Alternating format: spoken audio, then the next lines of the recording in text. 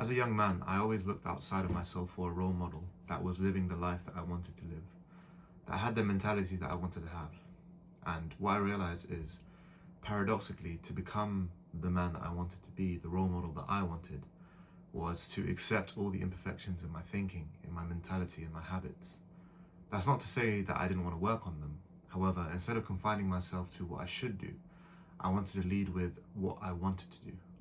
Leading from a place of what you should do can lead to hate and bitterness, because when you don't live up to the expectations that you have of yourself, then all you're left with is those feelings. By leading with what you want to do, the source of your energy is positive. And don't get me wrong, there's always a place for the hate-fueled gym sessions that you have. But what do you do when all the hate is gone? And that's what I ended up finding with myself. I couldn't push as hard, and the energy source I had been using was dirty. Most people are reacting to you. So if there's any outcomes that you get in the world, you have to think, how am I playing a part in this? How is my actions and the way I'm doing things actively making this thing happen? All you can do is take responsibility for the actions that you do, and the rest you just have to leave it up to God. Gaining skills and completing side quests is one of the best ways to lead a fulfilling life.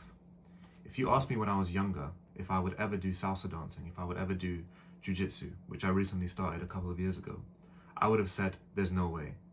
But by gaining all of these skills, they've taken me to places that I never would have gone to by myself. Competing internationally, meeting people that I never would have met, with mentalities drastically different to mine, really grounded me in my worldview, but also made me flexible. Being strong-minded doesn't mean being rigid. In fact, it actually means being flexible in your worldview. That way you can take what works and remove what doesn't. And by being flexible in this way, you're always open to new experiences, always open to new knowledge. And one of the last things that I've learned over the few years is that you always want to be more invested in your opinion of yourself rather than the opinions of other people.